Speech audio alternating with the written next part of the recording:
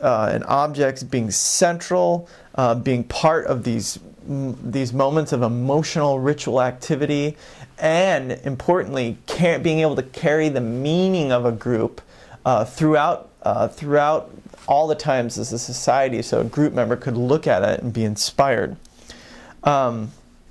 Usually this is a kind of a non-conscious or subconscious process. You can think, for example, in the beginning of the United States, the flag had no real meaning. But over time, as flags became kind of central and mass-produced, they had a more dominant feeling, or a more sacred feeling, central role in our country, if you will.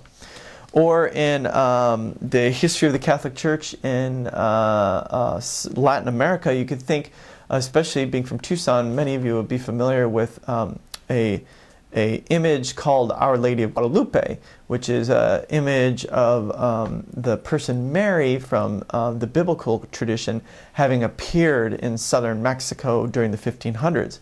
Well, that kind of image was kind of pushed against by the Catholic Church for a long time. That kept saying, well, a lot of the Catholic Church hierarchy said, well, that's maybe just a vision. There's no way to make it legitimate. Maybe it didn't really happen.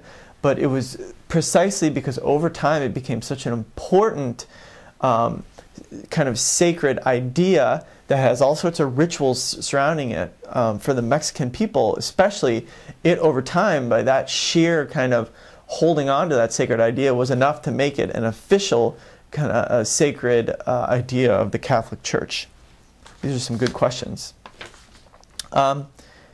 And I think that will do it for the questions. So I know I've covered a lot in this lecture, maybe talked a lot, but hopefully I've kind of cleared up and tied together for you how a lot of the last couple of readings have been working. And let me close by introducing Tuesday's reading. This is from Max Weber, who, if you've taken a sociology class, you've heard of before. It's another somewhat difficult reading, but it's really important. In a lot of ways, we're getting a lot of the hard readings over early in the semester, so maybe you'll thank me later towards the end. But Weber has a very provocative idea. So we leave Durkheim behind, where Durkheim says, well, rituals have this central role, and they create these ideas, and these ideas are really just nothing more than the projection of the society's own conception and feeling about itself. Weber says, wait a second. I'm not so concerned about rituals. I'm concerned about an idea. And I'm not concerned about where the idea came from, but I am concerned about the way a religious belief can completely shift the behavior of individuals and maybe the behavior of all of Western society. That's basically what Weber argues. And in the reading, what you'll see closely is that he says that there's a particular religious idea that developed that, by the way people followed this idea, had very unattended effects for the economy and society of Western civilization. So as you do the reading, pay attention to three things. What is the idea Weber's talking about?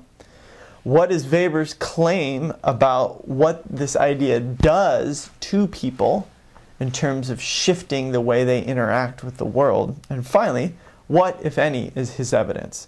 And I will see you again on Tuesday with another lecture.